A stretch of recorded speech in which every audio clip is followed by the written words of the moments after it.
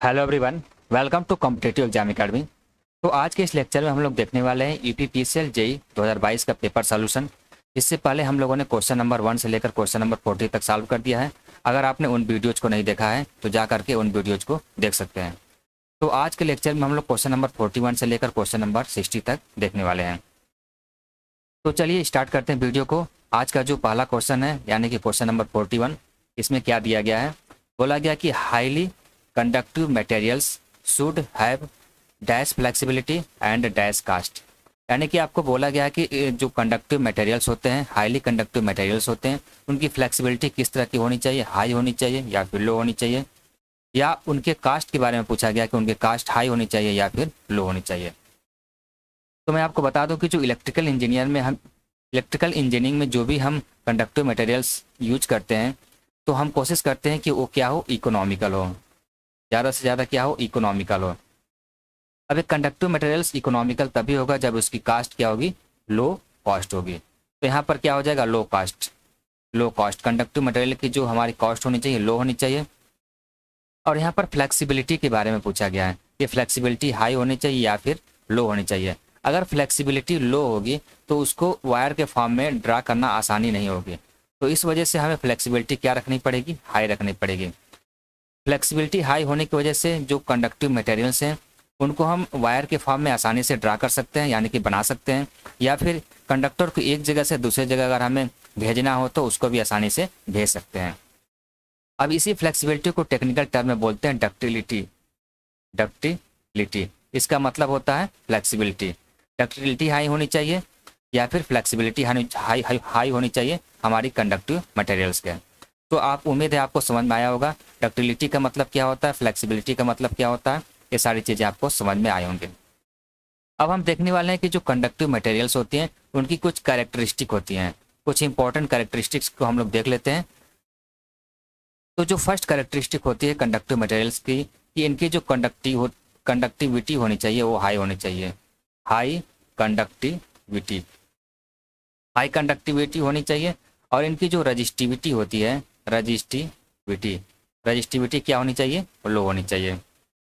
ठीक है, ये तो फर्स्ट पॉइंट हो गया। अब हम सेकंड पॉइंट देखने वाले हैं कि इनकी जो टेम्परेचर कोफिशिएंट ऑफ रेजिस्टेंस होता है, temperature coefficient of resistance, temperature coefficient of resistance क्या होनी चाहिए, मिनिमम होनी चाहिए, यानी कि लो होना चाहिए। यानी अल्फा की वैल्यू क्या होनी चाहिए, लो होनी चाहिए। अब थर्ड पॉइंट देख लेते हैं हम लोग। थर्ड पॉइंट होता है हाई मैकेनिकल स्ट्रेंथ। इनकी जो मैकेनिकल स्ट्रेंथ है वो क्या होनी चाहिए, हाई होनी चाहिए। फोर्थ पॉइंट देख लेते हैं हम लोग, क्या होता है इनकी डक्टिलिटी। हमने बता दिया जिसको कि डक्टिलिटी, या इसी को हम लोग बोल सकते हैं फ्लेक्सिबिलिटी। किसी भी हाईली कंडक्टिव मटेरियल की जो डक्टिलिटी या फिर फ्लेक्सिबिलिटी क्या होनी चाहिए, हाई होनी चाहिए। अब फिफ्थ पॉइंट हम लोग देख लेते हैं कि ये ऑक्सीडेशन से फ्री होने चाहिए, free from oxidation, free from oxidation. अगर कंडक्टिव मटेरियल्स हमारा ऑक्सीडेशन से फ्री है, इसको आसानी से कोरोजन से बचाया जा सकता है, यानी कि कोरोजन फ्री हो जाएगा, जिससे कि हमारा जो कंडक्टर है, कंडक्टिव मटेरियल्स या फिर कंडक्टर है, कोरोजन से डिस्ट्रॉय नहीं होगा। फ्री फ्रॉम ऑक्सीडेशन होने की वजह से, उसमें कोरोजन की वजह से वो कंडक्टिव मटेरियल हमारा डिस्ट्रॉय नहीं होना, यानी कि कोरोजन फ्री होना चाहिए या फिर फ्री फ्रॉम ऑक्सीडेशन होना चाहिए। सिक्स्थ पॉइंट देख लेते हैं कि जो हमारी कंडक्टिव मटेरियल्स है उनकी जो मेल्टिंग पॉइंट है, कंडक्टिव मटेरियल की मेल्टिंग पॉइंट्स क्या होनी चाहिए, हाई होनी चाहिए, हाई। जिससे कि अगर हमारे कंडक्टर पे किसी तरह का वोल्टेज स्ट्रेस आता है तो वो जो है कि वो आसानी से मेल्ट ना हो और वो उस जो वोल्टेज स्ट्रेस को उसको सहन कर सके, इसलिए हम जो है कि मेल्टिंग पॉइंट को हाई रखते हैं।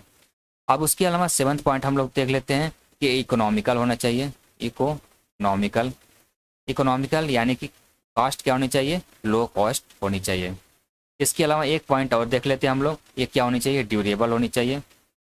ड्यूरेबल यानी कि इसको हम लोग बोल सकते हैं लॉन्गर लाइफ। तो ये कुछ इंपॉर्टेंट कैरेक्टरिस्टिक है जो कि आपके एग्जाम में या ऑप्शन के तौर पे आपको दिया जा सकता है, तो इन सारे पॉइंट्स को आप नोट डाउन कर लेंगे। इसके अलावा एग्जाम में इसमें क्वेश्चन पूछे जा रहे हैं, बहुत ज़्यादा ट्रेंडिंग में चल रहे हैं कि जो हमारे कंडक्टिव मटेरियल्स हैं उनके जो मेल्टिंग पॉइंट्स के बारे में स्टैटिक क्वेश्चन पूछा जा रहा है। तो कुछ कंडक्टिव मटेरियल्स की मैं मेल्टिंग पॉइंट लिख देता हूँ, उनको आप नोट डाउन कर लो। तो मैं कंडक्टिव मटेरियल का नेम लिखता हूँ, पहले कंडक्टिव मटेरियल्स लिख देता हूँ, कंडक्टिव मटेरियल्स, और उनके मेल्टिंग पॉइंट्स मैं लिख दे रहा हूँ, इसको आप नोट डाउन कर लो, मेल्टिंग पॉइंट्स। तो जैसे फर्स्ट कंडक्टर मैं लिख रहा हूँ वो है सिल्वर, सपोज करते हैं सिल्वर, फर्स्ट पॉइंट है, फर्स्ट कंडक्टर हमारा सिल्वर, जिसको एजी से डिनोट करते हैं। उसके बाद कॉपर, कॉपर की मेल्टिंग पॉइंट लिखता हूँ मैं। उसके बाद गोल्ड का मेल्टिंग पॉइंट देखते वाले हैं हम लोग, गोल्ड, गोल्ड की मेल्टिंग पॉइंट क्या होती है। उसके बाद हम लोग देखने वाले हैं एल्यूमिनियम की जो मेल्टिंग पॉइंट वो क्या होती है। ठीक है, अब यहाँ देखते हैं, अगर हम सिल्वर की, जो सिल्वर कंडक्टर है हमारे, उसकी जो मेल्टिंग पॉइंट होती है 962 डिग्री सेंटीग्रेड। कॉपर की जो मेल्टिंग पॉइंट होती है वो होती है 1085 डिग्री सेंटीग्रेड। गोल्ड की जो मेल्टिंग पॉइंट होती है वो होती है 1064 डिग्री सेंटीग्रेड। और जो एल्युमिनियम की होती है 660 डिग्री सेंटीग्रेड। ये जो जितने भी कंडक्टिव मटेरियल्स हमने लिखा है उनके मेल्टिंग पॉइंट्स लिखा है, एग्जाम में आजकल पूछे जा रहे हैं, स्टैटिक क्वेश्चन इसी तरह के क्वेश्चन पूछे जा रहे हैं। तो उम्मीद है आपको समझ में आया होगा, और जितने भी इंपॉर्टेंट फैक्ट्स मैंने बताए हैं उन सारे इंपॉर्टेंट फैक्ट्स को आप नोट डाउन कर लोगे। तो चलिए नेक्स्ट क्वेश्चन देखते हैं, आज का जो नेक्स्ट क्वेश्चन क्या है। तो आज का जो नेक्स्ट क्वेश्चन दिया गया है क्वेश्चन नंबर 42। क्वेश्चन नंबर 42 यहाँ पर क्या दिया गया है, लिखा गया for a transmission line if L is inductance C is capacitance per unit length of the line then the surge impedance is expressed as. आपको यहाँ पर सर्ज इम्पिडेंस के बारे में पूछा गया कि सर्ज इम्पिडेंस का फार्मूला क्या होता है। अगर हमारा किसी ट्रांसमिशन लाइन का जो हमारा इंडक्टेंस यल है और कैपेसिटेंस क्या है, सी है, पर यूनिट लेंथ का। तो यहाँ पर हम सर्ज इम्पिडेंस का फार्मूला देख लेते हैं। तो जो सर्ज इम्पिडेंस का फार्मूला तो ये होता है कि रूट यल बाई सी। ठीक है, सर्ज इम्पिडेंस तो रूट यल बाई सी होता है, लेकिन इसको हम लोग देख लेते हैं कि आता कहाँ से है। तो सबसे पहले हम लोग किसी भी ट्रांसमिशन लाइन का कैरेक्टरिस्टिक इम्पिडेंस लिखते हैं, कैरेक्टरिस्टिक इम्पिडेंस लिखते हैं, कैरेक्टरिस्टिक इम्पिडेंस। तो किसी ट्रांसमिशन लाइन का जो कैरेक्टरिस्टिक इम्पिडेंस क्या होता है, जेड सी इक्वल टू होता है root of R plus J omega L divided by G plus J omega C. तो अगर हम किसी भी ट्रांसमिशन लाइन का, अगर उसको हम लॉसलेस लाइन मान लें, तो उस कंडीशन में क्या होता है, लॉसलेस कंडीशन में, lossless transmission line, lossless transmission line, अगर हम किसी लॉसलेस ट्रांसमिशन लाइन का कैरेक्टरिस्टिक इम्पिडेंस लिखते हैं, तो उस कंडीशन में क्या होगा कि लॉसलेस अगर हमारी ट्रांसमिशन लाइन है तो उस कंडीशन में हमारी जो रेजिस्टेंस की वैल्यू क्या होगी, जीरो होगी, और जो कंडक्टेंस की वैल्यू क्या होगी, वो भी जीरो होगी इस कंडीशन में। तो लॉसलेस कंडीशन में हम देखते हैं कि जो कैरेक्टरिस्टिक इम्पिडेंस की वैल्यू क्या आ रही है।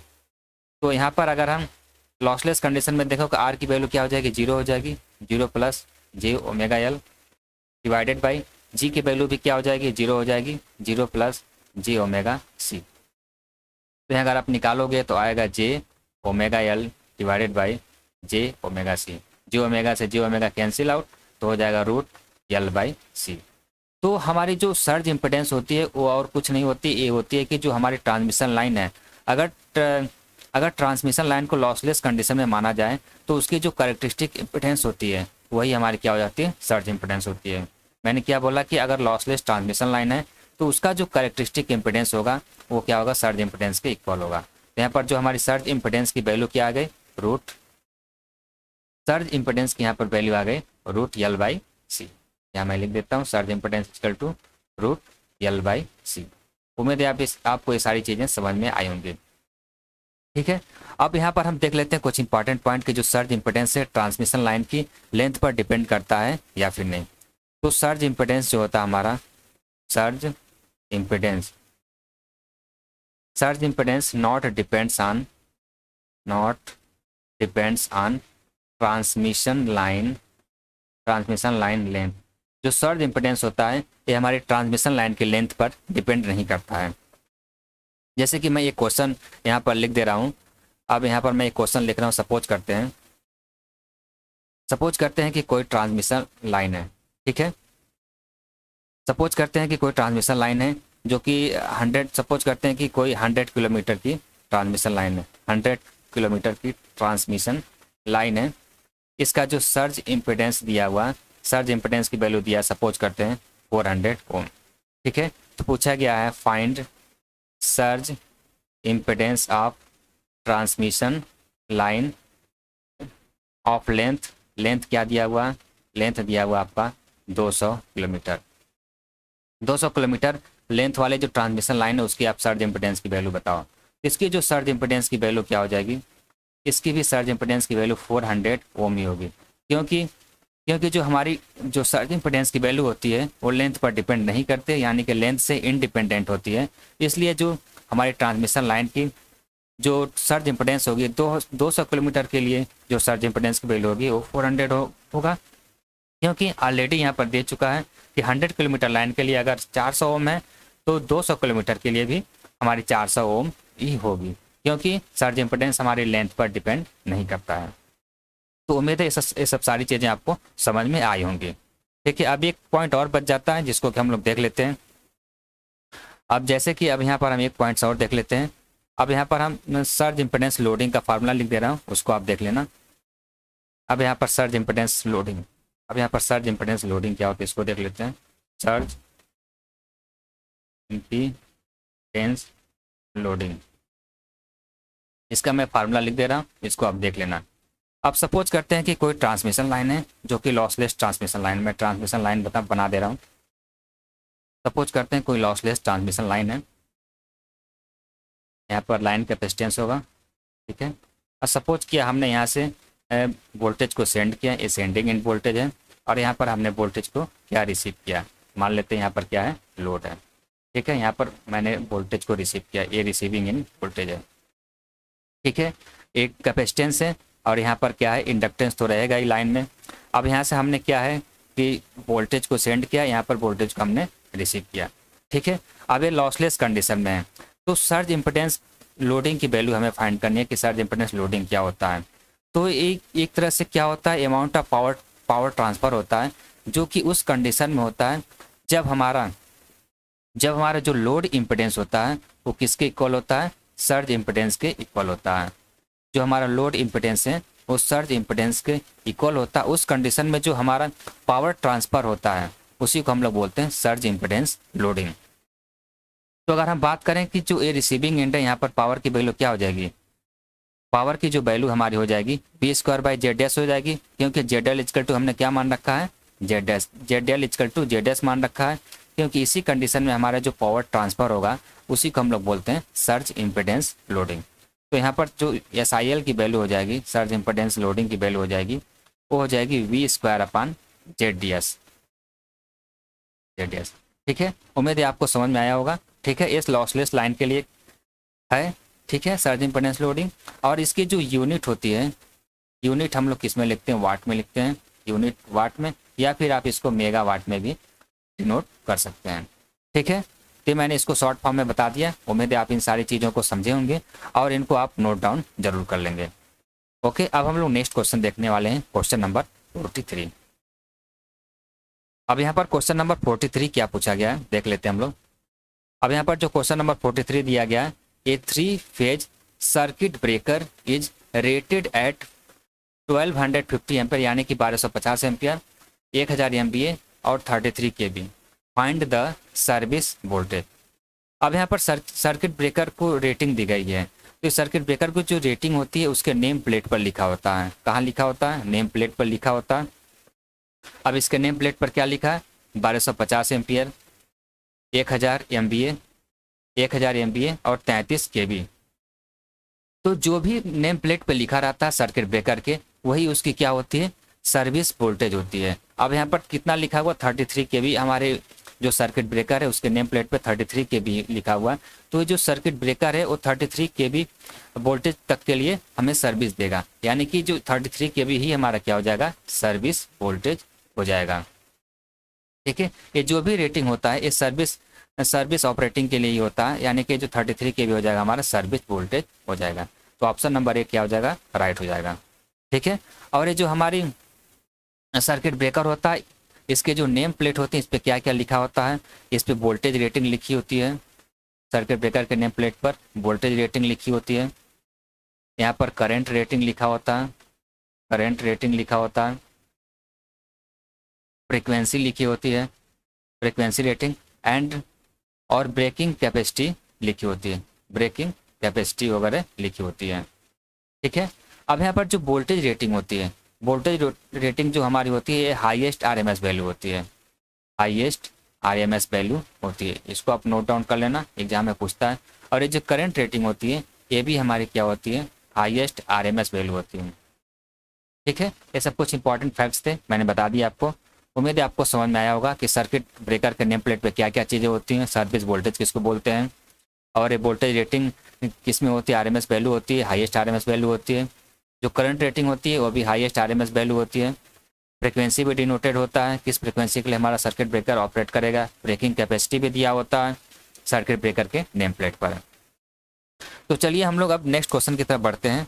अब यहाँ पर जो नेक्स्ट क्वेश्चन है, क्वेश्चन नंबर 44।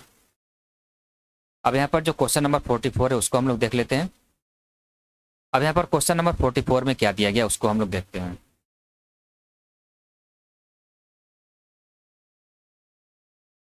अब यहाँ पर जो क्वेश्चन नंबर 44 दिया गया है, इसमें देख लेते हैं हम लोग क्या क्या पूछा गया है।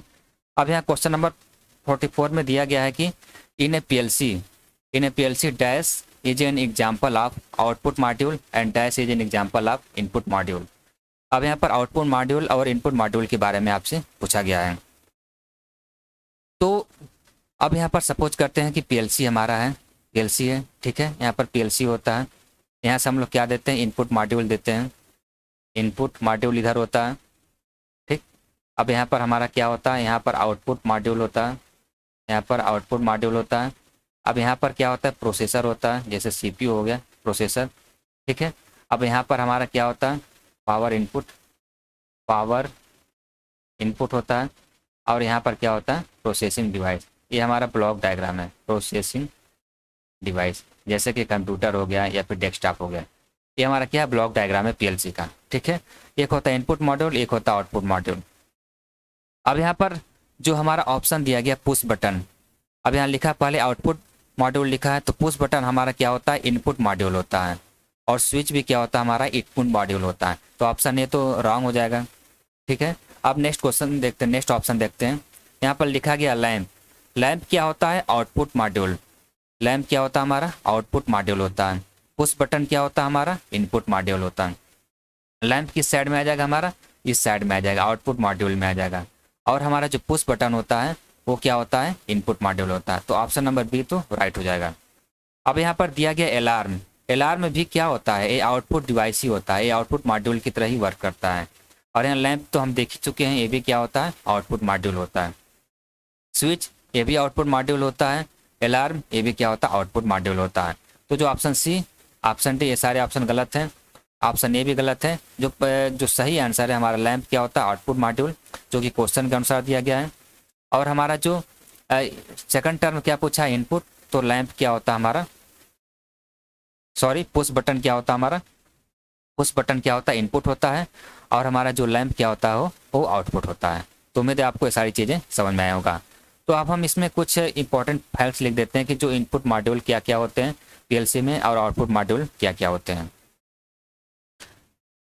तो इनपुट मॉड्यूल की अगर बात करें, इनपुट मॉड्यूल, कुछ इनपुट मॉड्यूल मैं लिख दे रहा हूँ। इनपुट मॉड्यूल क्या क्या होते हैं, जैसे कि एग्जांपल मैं दे रहा हूँ, पुश बटन, पुश बटन ये क्या होता है, इनपुट मॉड्यूल।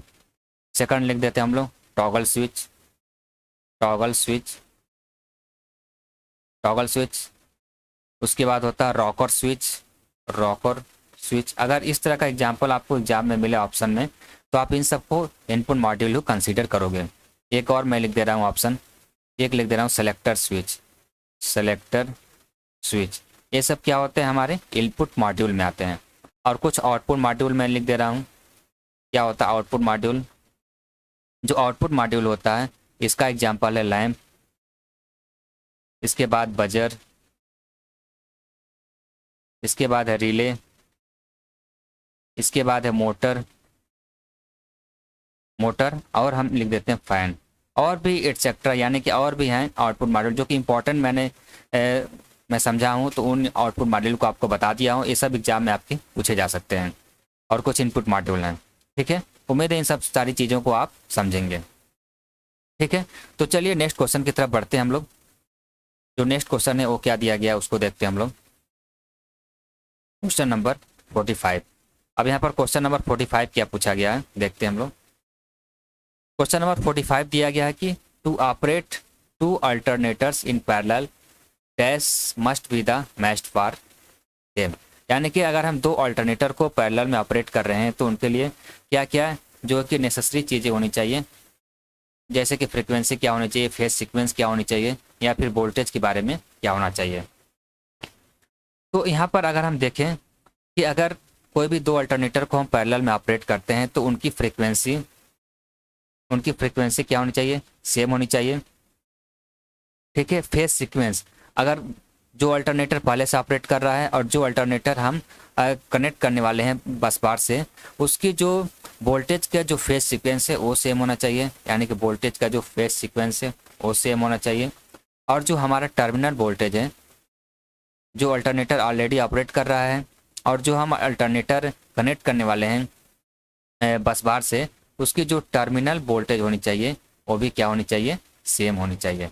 ये सब कंडीशन है जो कि मैच करना चाहिए जो इनकमिंग अल्टरनेटर है और जो अल्टरनेटर ऑलरेडी पैरेलल में ऑपरेट हो रहा है। तो फ्रीक्वेंसी सेम होनी चाहिए, फेज सीक्वेंस सेम होनी चाहिए और टर्मिनल वोल्टेज हमारी क्या होनी चाहिए, मैच करना चाहिए। अगर ये सब चीज़ें नहीं होंगी तो क्या क्या प्रॉब्लम आ सकती है उनको हम लोग देख लेते हैं। अगर ये सब चीज़ें मैच नहीं करेंगी, दो अल्टरनेटर पैरेलल में अगर ऑपरेट कर रहे हैं तो उसमें क्या कंडीशन आ सकती है, तो सिस्टम में हमारा जो है कि अनवांटेड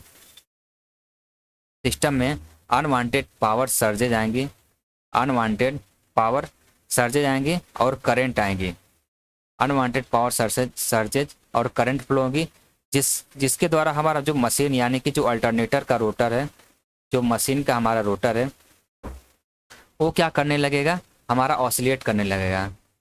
जो हमारा अल्टरनेटर या फिर मशीन उसको बोलते हैं, उसका जो रोटर है उसमें ऑसिलेशन क्रिएट हो जाएगा और जो हमारे जो इक्विपमेंट लगे हुए जितने भी सिस्टम में वो सब क्या हो जाएंगे, डैमेज हो जाएंगे। तो इन सब का बहुत बड़ा डिसएडवांटेज है। अगर frequency, phase sequence, terminal voltage अगर सेम नहीं होगा तो ये सारे डिसएडवांटेज हमें देखने को मिलेंगे। इसलिए हम लोग फ्रीक्वेंसी को, फेज सीक्वेंस को और टर्मिनल वोल्टेज को हम लोग मैच करा करके रखते हैं अगर दो अल्टरनेटर को पैरेलल में ऑपरेट करना है तो। ठीक है, उम्मीद है आपको समझ में आया होगा कि ये ऐसा करने से क्या फ़ायदा होता है, कि जिससे कि अगर हमारे सिस्टम में पावर सर्जेज और करंट जो है कि ना फ्लो हो, जिससे हमारा जो मशीन का रोटर है उसमें ऑसिलेशन किसी तरह का ना क्रिएट हो और हमारा सिस्टम जो है कि डैमेज होने से बच जाए। अब फ्रीक्वेंसी, फेज सीक्वेंस और टर्मिनल वोल्टेज सेम होने चाहिए। इसके कुछ एडवांटेजेज हैं उसको हम लोग देख लेते हैं। इससे एडवांटेज क्या होता है, एडवांटेजेस देख लेते हैं क्या क्या एडवांटेज हो सकते हैं। तो पहली चीज़ तो जो मशीन की इफ़िशियंसी है, जो सिस्टम की हमारी इफ़िशियंसी है वो क्या कर जाएगी, इंक्रीज कर जाएगी। ऑपरेटिंग कास्ट जो है वो रिड्यूस हो जाएगा, ऑपरेटिंग कास्ट रिड्यूस्ड हो जाएगा। ठीक है, उसके अलावा जो हमारी रिलायबिलिटी है सिस्टम की, रिलायबिलिटी सिस्टम की वो क्या हो जाएगी, इंक्रीज हो जाएगी। ठीक है, इसके अलावा जो सबसे इम्पॉर्टेंट पॉइंट है, अगर हमें किसी एक अल्टरनेटर का मेंटेनेंस करना है या फिर इंस्पेक्शन करना है तो किसी एक अल्टरनेटर को ही हम शट डाउन करेंगे और आप बाकी अदर अल्टरनेटर जितने भी बस बार से पैरेलल में ऑपरेट कर रहे हैं उनको हम ऑपरेट करने देंगे। तो फोर्थ पॉइंट जो सबसे इम्पॉर्टेंट है वो क्या हो जाएगा कि मेंटेनेंस एंड इंस्पेक्शन के समय हम क्या करेंगे, किसी एक अल्टरनेटर को ही शट डाउन करेंगे और जितने भी बाकी अल्टरनेट पैरेलल में ऑपरेट कर रहे हैं उनको हम लोग वैसे ही एज इट इज पैरेलल में ऑपरेट करने देंगे। ठीक है, तो हमने देख लिया कितने ज़्यादा एडवांटेजेज हैं, अगर नहीं करेंगे तब उसके क्या डिसएडवांटेज हैं। तो सारी चीज़ें हमने देख लिया। और अल्टरनेटर को अगर पैरेलल में ऑपरेट करना है तो क्या क्या सेम होना चाहिए, उनकी फ्रिक्वेंसी सेम होनी चाहिए, उनकी वोल्टेजेज के फेज सीक्वेंस सेम होना चाहिए और उनके टर्मिनल वोल्टेज भी मैच करने चाहिए। तो ऑप्शन नंबर डी क्या हो जाएगा, राइट हो जाएगा। ठीक है, उम्मीद है आपको ये सारी चीज़ें समझ में आई होंगी। अब हम लोग क्वेश्चन नंबर 46 देखते हैं। यहाँ पर पूछा गया कि which type of structure will be there in a pole mounted substation. ठीक है। अभी पोल माउंटेड सब स्टेशन क्या होता है? पोल माउंटेड सब स्टेशन भी एक तरह का कैसा सब स्टेशन है? आउटडोर सब स्टेशन है। आउटडोर सब स्टेशन भी इसको बोलते हैं। अब इसका स्ट्रक्चर इसमें से कौन सा है? सी टाइप का तो होगा नहीं, ए टाइप का तो किसी तरह का नहीं होता, वाई टाइप का भी नहीं होता। हमारा होता किस तरह का है? एच टाइप का। मैं यहाँ पर आपको लिख दे रहा हूँ कुछ इस तरह का। आपको अगर आप जाएंगे डिस्ट्रीब्यूशन सिस्टम में देखने तो कुछ इस तरह का आपको सब स्टेशन दिखेगा।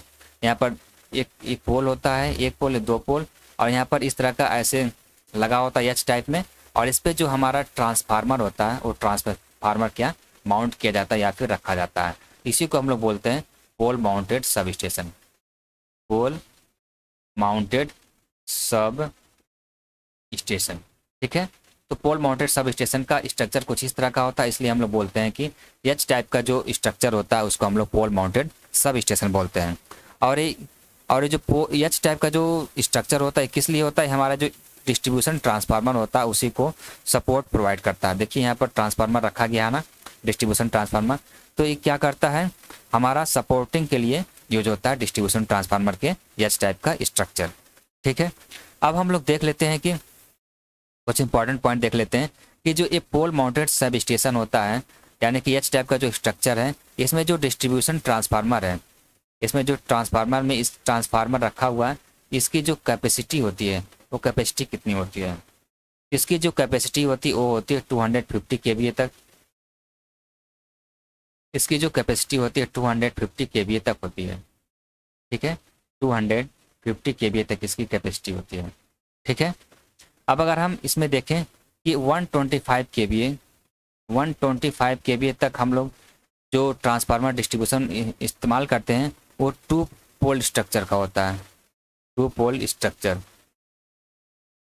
स्ट्रक्चर का होता है। जैसे कि यहाँ पर दो पोल लगे हुए हैं, इस पर क्या हमारा डिस्ट्रीब्यूशन ट्रांसफार्मर रखा होता है। अगर हम 125 केवीए तक डिस्ट्रीब्यूशन ट्रांसफार्मर लगा रहे हैं तो हमारा जो एच टाइप का स्ट्रक्चर होगा टू पोल स्ट्रक्चर होगा।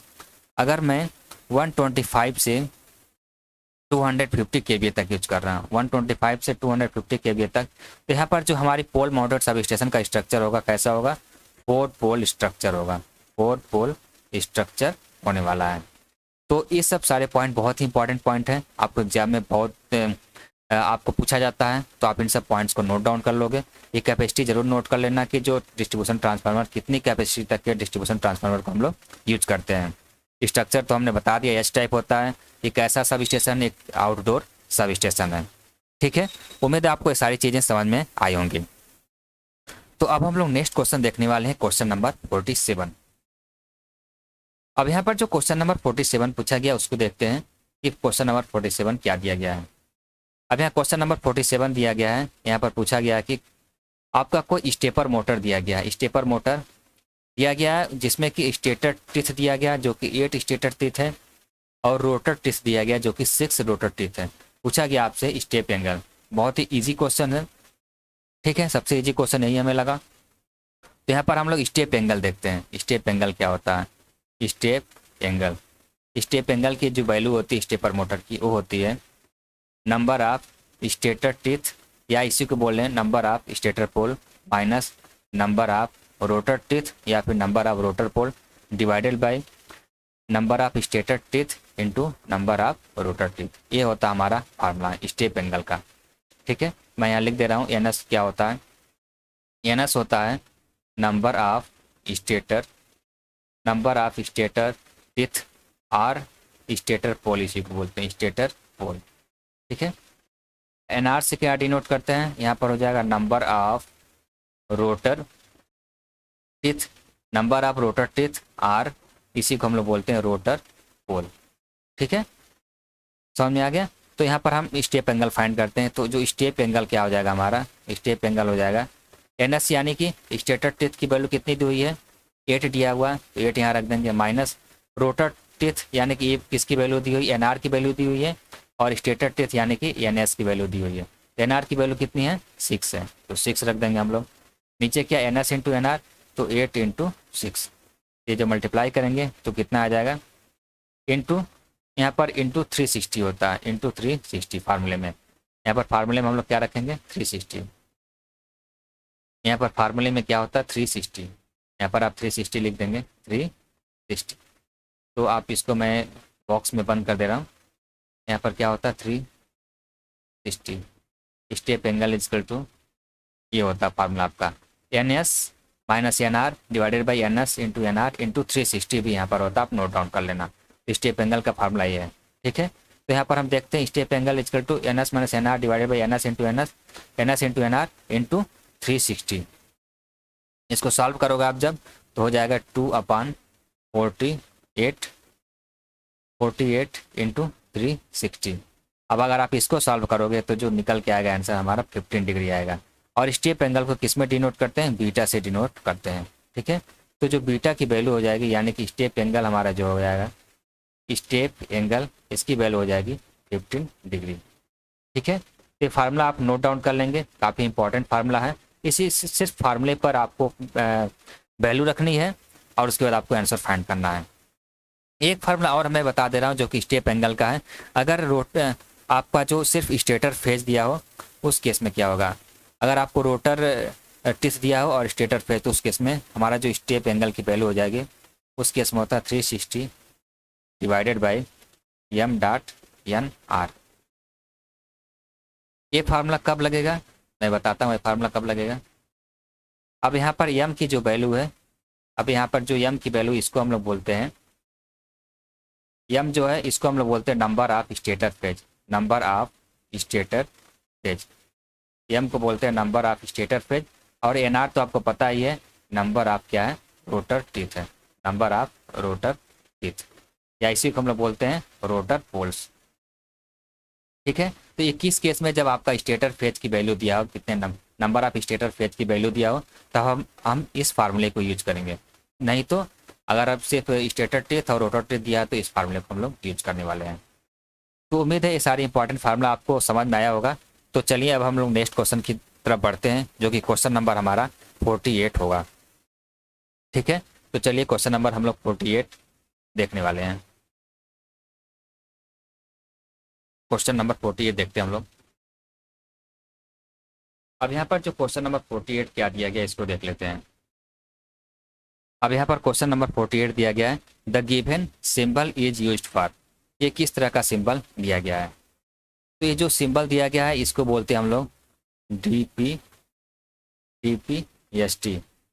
इसी को बोलते हैं डबल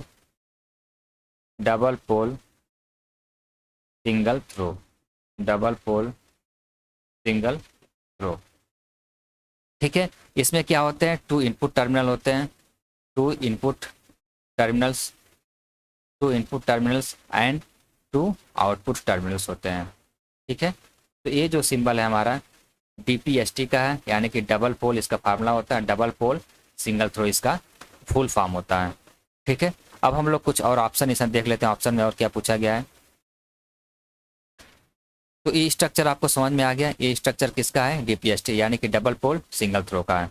अब यहाँ नेक्स्ट दिया गया है कि DPDT दिया गया है, इसका जो फुल फॉर्म होता है ये होता है double pole double pole double throw, double pole double throw.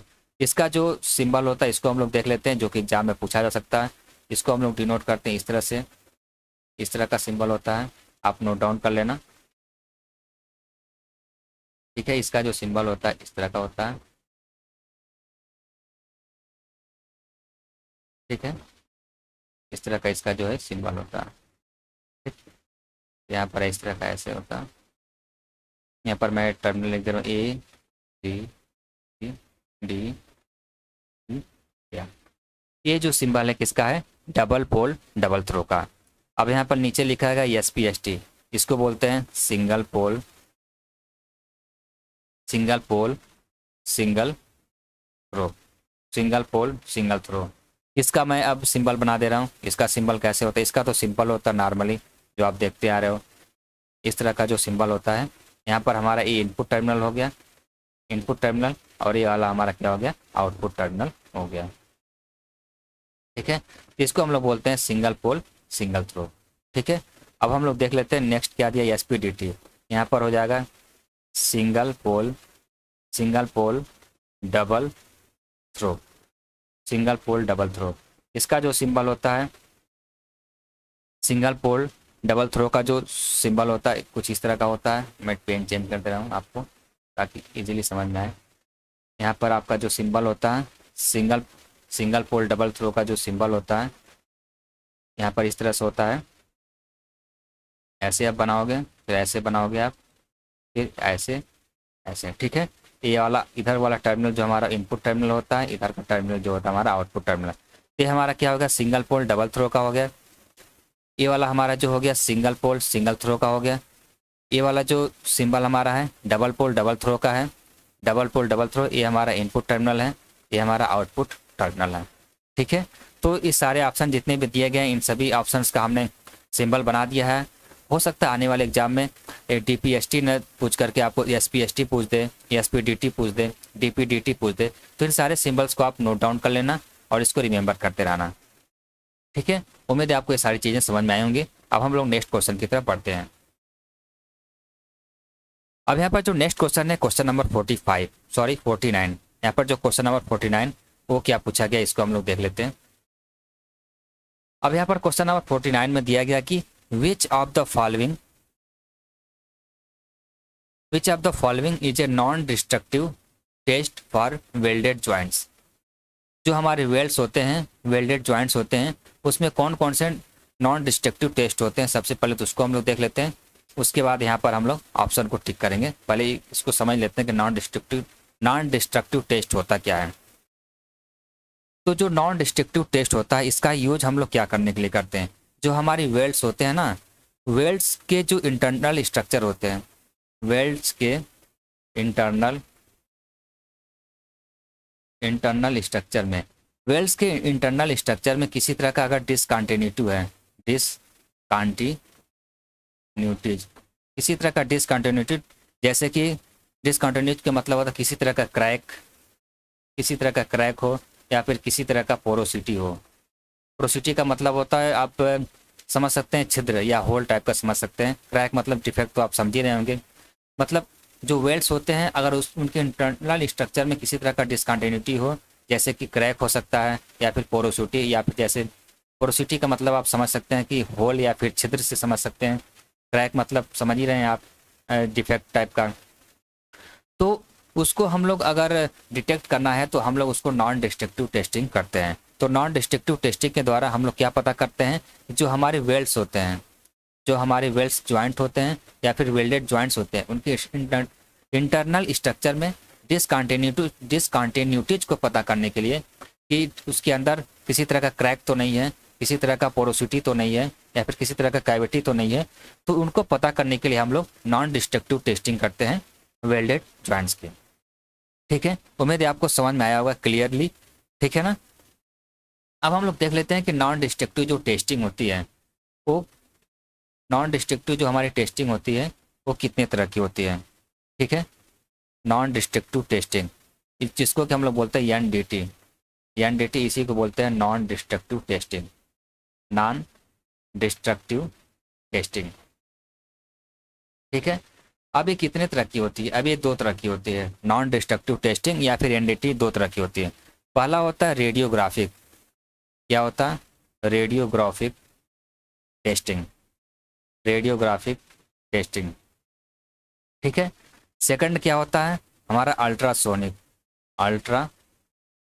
Testing होता है, ठीक है, अल्ट्रासोनिक टेस्टिंग। रेडियोग्राफिक टेस्टिंग को हम शॉर्ट फॉर्म में RT बोल देते हैं, और अल्ट्रासोनिक टेस्टिंग को हम लोग शॉर्ट फॉर्म में क्या बोल देते हैं, UT बोल देते हैं, ठीक है। अब हम लोग देखते हैं कि जो रेडियोग्राफिक टेस्टिंग होती है ये क्या होता है, रेडियोग्राफिक टेस्टिंग या RT। फर्स्ट देख लेते हैं हम लोग RT। तो RT क्या होता है, रेडियोग्राफिक टेस्टिंग, इसमें हम लोग किसका यूज करते हैं, एक्सरे का यूज करते हैं, एक्सरे का यूज करते हैं। रेडियोग्राफी टेस्टिंग में हम लोग एक्सरे का यूज करके जो वेल्ड्स होते हैं उसके अंदर डिसकंटिन्यूटीज या फिर क्रैक या पोरोसिटी का पता करने के लिए एक्सरे का यूज करते हैं, ठीक है। तो इस वजह से हम लोग जो RT होता है यानी कि रेडियोग्राफिक टेस्टिंग होता है, इसको हम लोग एक्सरे टेस्टिंग भी बोलते हैं। क्या बोलते हैं, एक्सरे टेस्टिंग भी बोलते हैं।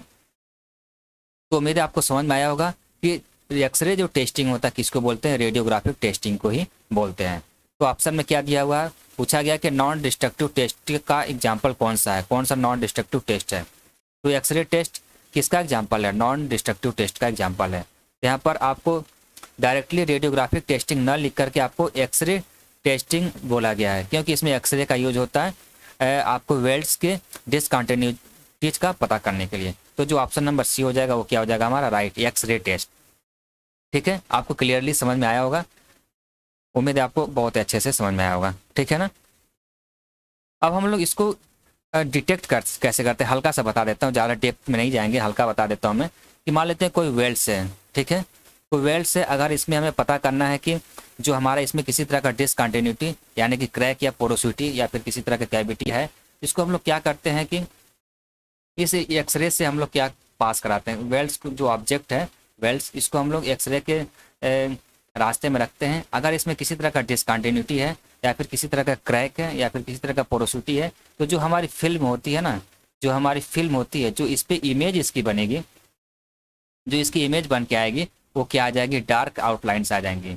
इस तरह क्या आएगी, डार्क आउटलाइंस आ जाएंगी। तो हम समझ जाएंगे कि जो हमारी वेल्ड्स है उसमें किसी तरह का डिसकंटिन्यूटीज है, यानी कि किसी तरह का क्रैक है या फिर किसी तरह का पोरोसिटी है। ठीक है, ये तो रही बात रेडियोग्राफिक टेस्टिंग की। अब हम लोग देख लेते हैं कि जो हमारा ये होता है नेक्स्ट वाला अल्ट्रासोनिक टेस्टिंग। हल्का से इसको भी बताएंगे, ज़्यादा नहीं बताऊंगा। अल्ट्रासोनिक टेस्टिंग, अल्ट्रासोनिक टेस्टिंग ये क्या होता है। अब इस अल्ट्रासोनिक टेस्टिंग में हम लोग इसमें क्या करते हैं, इसमें एक ट्रांसड्यूसर का यूज होता है। अल्ट्रासोनिक टेस्टिंग में क्या करते हैं हम लोग, ट्रांसड्यूसर का यूज करते हैं। अल्ट्रासोनिक टेस्टिंग में हम लोग किसका यूज करते हैं, ट्रांसड्यूसर। इसमें हम लोग ट्रांसड्यूसर का यूज करते हैं। ठीक है, अब ये ट्रांसड्यूसर क्या करता है, ये इलेक्ट्रिकल एनर्जी को किस में कन्वर्ट करता है, मैकेनिकल एनर्जी में कन्वर्ट करता है। अब इसी मैकेनिकल एनर्जी की वजह से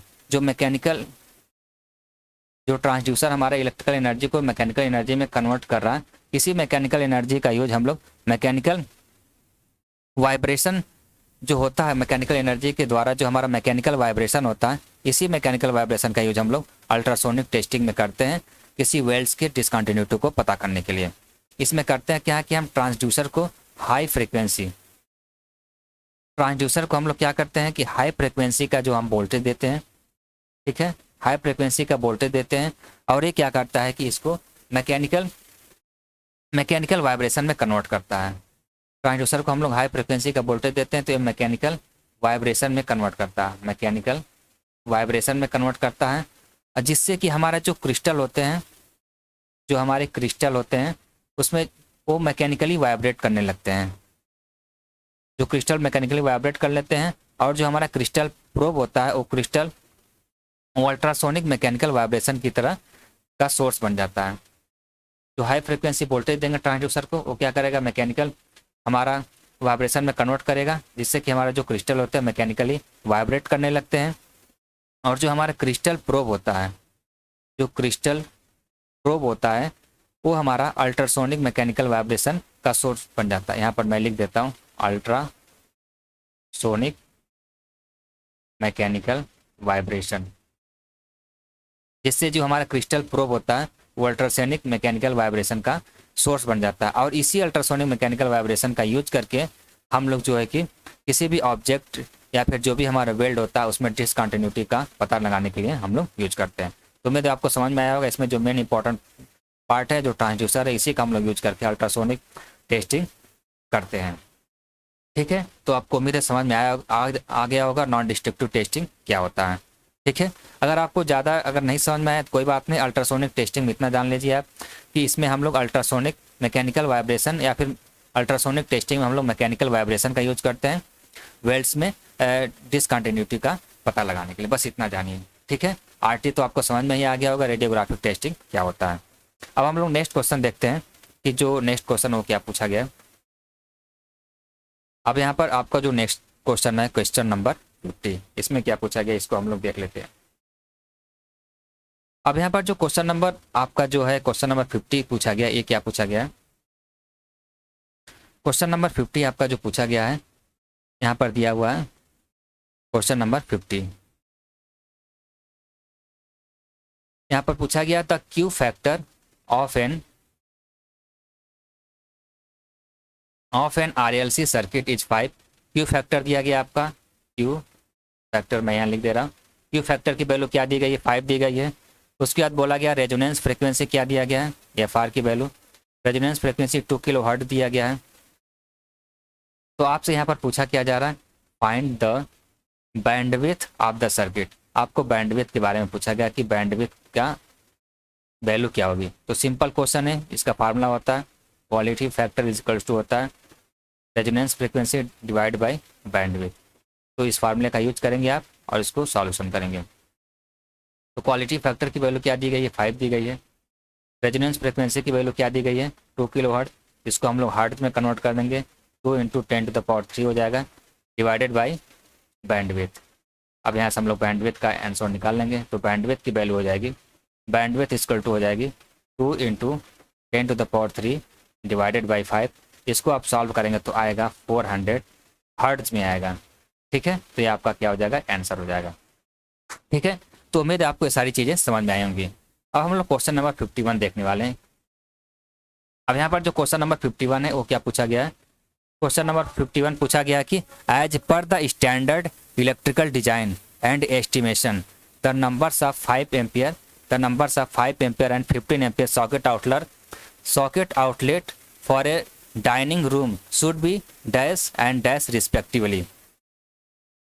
यहाँ पर आपको पूछा गया कि जो 5 एम्पियर के जो सॉकेट आउटलेट यूज करते हैं डाइनिंग रूम में, उसको कितने नंबर होनी चाहिए, 2 होनी चाहिए या फिर 1 होनी चाहिए। तो 5 एम्पियर की कितनी हम जो है कि सॉकेट आउटलेट यूज करेंगे और 15 एम्पियर की कितनी सॉकेट आउटलेट यूज करेंगे आपके डाइनिंग रूम में।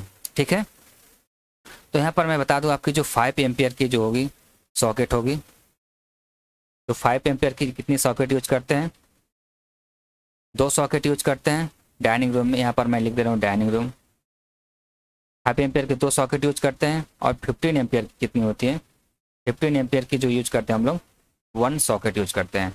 अगर यही बात अगर आपको लिविंग रूम के लिए पूछा गया हो तो लिविंग रूम के लिए आप क्या बताओगे, 2 से 3 5 एम्पियर की सॉकेट आउटलेट यूज करोगे। और अगर 15 एम्पियर की पूछा जाए तो 15 एम्पियर का एक ही सॉकेट आउटलेट यूज करते हैं। तो डाइनिंग रूम का हो गया, लिविंग रूम का हो गया, ये सब सारी पॉइंट्स आप नोट डाउन कर लेंगे। अब यहाँ पर जो 5 एम्पियर का सॉकेट दिया गया है ये क्या होता है, 3 पिन होता है। इसमें 3 पिन 5 एम्पियर का सॉकेट होता है, 3 पिन 5 एम्पियर सॉकेट, जो कि हम लोग क्या किसके लिए यूज करते हैं, लाइट या फिर फैन सर्किट के लिए यूज करते हैं, लाइट या फिर फैन सर्किट के लिए। और ये जो 15 एम्पियर का होता है इसको भी हम लोग क्या बोलते हैं, 3 पिन का होना चाहिए 15 ampere socket, 3 pin 15 ampere socket, जिसको कि हम लोग किसके लिए यूज करते हैं, यूज्ड फॉर पावर सब सर्किट, ठीक है। तो उम्मीद है आपको ये सारी चीज़ें समझ में आया होगा। अब हम लोग नेक्स्ट क्वेश्चन की तरफ बढ़ते हैं। जो नेक्स्ट क्वेश्चन है वो क्या दिया गया है, नेक्स्ट क्वेश्चन है हमारा क्वेश्चन नंबर 52, जो कि मैथ का क्वेश्चन है। इसको हम लोग सॉल्व करने वाले हैं। ठीक है, देखते हैं इसको। अब यहाँ पर क्वेश्चन नंबर 52 क्या दिया गया है, बोला गया what will be the area under the curve y = x² and the lines x = -2 and x = 1 and x axis. ठीक है, इसका हम लोग देखते हैं, सॉल्यूशन देखते हैं। तो सपोज करते हैं कि कोई कर्व है, सपोज करते हैं हमारा, पहले हम क्वाड्रेंट बनाते हैं। ठीक, अब यहाँ पर मैं कोई कर्व बना देता हूँ। ठीक है, सपोज करते हैं ये कर्व है हमारा, सपोज करते हैं हमारा क्या है, कर्व है। ठीक, अब यहाँ पर लिमिट्स की वैल्यू क्या दी गई है, x = -2, -2 का इधर आएगा, x = 1, 1 की वैल्यू का इधर आएगी। ठीक है, अब ये क्या पॉजिटिव x एक्सिस है, इधर क्या है नेगेटिव x एक्सिस है, इधर क्या है +y, इधर क्या है -y। ठीक है, उम्मीद है आपको समझ में आया। तो ये सपोज करते हैं क्या है, कोई कर्व है, इस कर्व की जो इक्वेशन क्या दिया गया, y = दिया गया x²। अब यहाँ पर लोअर लिमिट -2 है, अपर लिमिट क्या है 1 है। तो इसका जो एरिया होता है, इस तरह के जो कर्व का एरिया की फार्मूला होता है वो होता है area = limit a to b और क्या होता है y dx। ठीक है, इस फार्मूले को आप नोट डाउन कर लेंगे कि अगर जो हमें जो कर्व दिया गया उसका जो लिमिट है एक्स एक्सिस पे है और एक्स एक्सिस पर ही हमें क्या उसका एरिया फाइंड करना है, तो फार्मूला ए होता है। ठीक, अब इसका फार्मूले हम लोग वैल्यू रखते हैं, लिमिट की वैल्यू। अब यहाँ पर x इक्वल टू -2 यानी कि लोअर लिमिट दिया गया है और x इक्वल टू 1 यानी कि अपर लिमिट दिया गया है। तो लोअर लिमिट को हम यहाँ पर a इक्वल टू क्या दिया गया -2 और हायर लिमिट आपकी b इक्वल टू दिया गया 1। ठीक है, तो a की वैल्यू हम लोग क्या रखेंगे, यहाँ पर -2 रखेंगे और b की वैल्यू क्या रखेंगे, 1 रखेंगे। ठीक है, और y की वैल्यू क्या दी, y इक्वल टू दिया गया हमारा x स्क्वायर, तो y के प्लेस पे x स्क्वायर रखेंगे और dx। ठीक है, अब इसको हम लोग इंटीग्रेट करेंगे तो एक्स स्क्वायर का इंटीग्रेशन क्या हो जाएगा, एक्स पे पावर 3/3। अगर आपको इंटीग्रेशन नहीं आता तो मैं यहाँ पर फार्मूला लिख देता हूँ। अगर इस तरह का कोई आपका वेरिएबल दिया हो X to the power n into D X, तो इसका हो जाएगा integration X to the power n+1 divided by n+1। ठीक है, ये फार्मूला आप देख लेना। ठीक, इस फार्मूले का हमने यूज किया है। तो x³/3 हो जाएगा। अब यहाँ पर मैं लिमिट लगा देता हूँ -2 to 1। अब इसका क्या हो जाएगा, upper limit minus lower limit करते हैं तो 1 का क्यूब डिवाइडेड बाई 3 माइनस -2 का क्यूब डिवाइडेड बाई 3, ये हो जाएगा 1/3 माइनस -2 का आप क्यूब करोगे तो -8 ही होगा डिवाइडेड बाई 3। अब ये माइनस माइनस क्या हो जाएगा, प्लस हो जाएगा 1/3 प्लस 8/3। अब इसको अगर आप सॉल्व करोगे तो आ जाएगा 9/3, इसको आप कट आउट करोगे तो 3 आ जाएगा। तो मतलब कि एरिया कितना आ गया, एरिया की वैल्यू आ गई 3 स्क्वायर यूनिट। ठीक है, एरिया की यूनिट क्या होती है, स्क्वायर यूनिट में होती है, इसलिए हम लोग स्क्वायर यूनिट लिखा है हम लोगों ने। तो एरिया की वैल्यू आ गई 3 स्क्वायर यूनिट, ये हमारा क्या हो जाएगा, आंसर हो जाएगा। ठीक है, उम्मीद है आपको ये सारी चीज़ें समझ में आई होंगी। अब हम लोग नेक्स्ट क्वेश्चन की तरफ बढ़ते हैं। नेक्स्ट क्वेश्चन क्या दिया है, क्वेश्चन नंबर 53। एक इंपॉर्टेंट चीज़ मैं बता दूँ फ्रेंड्स आपको, अगर आप वीडियो लेक्चर मेरा कभी भी स्टार्ट करते हैं तो पहले आप कॉपी और पेन लेकर के बैठ जाना और अच्छे से उसको जो भी मैं इंपॉर्टेंट फैक्ट्स बताता हूँ या इंपॉर्टेंट पॉइंट बताता हूँ, वो सारे जितने भी आगे आने वाले एग्जाम्स हैं उनके लिए बहुत ही इंपॉर्टेंट हैं, तो आप उसको नोट डाउन कर लिया करो। ठीक है, आप उसको नोट डाउन जरूर करेंगे। तो अब हम लोग देख लेते हैं question number 53। Which of the following is not a work space in AutoCAD। अब यहाँ पर पूछा गया कि इस कौन सा ऑप्शन जो है कि वर्क स्पेस नहीं है AutoCAD में। अब ये वर्क स्पेस क्या होता है AutoCAD में, ये एक तरह का क्या होता है, बेसिक यूजर इंटरफेस होता है। बेसिक यूजर इंटरफेस AutoCAD में क्या होता है, वर्क स्पेस एक बेसिक यूजर इंटरफेस होता है जिसमें कि हमें क्या होता है कि कंट्रोल का ऑप्शन मिलता है, कंट्रोल या फिर कमांड, जिससे कि हम लोग कंट्रोल कर सकते हैं, कमांड दे सकते हैं, और पैलेट्स ऑप्शन होते हैं हमारे इसमें।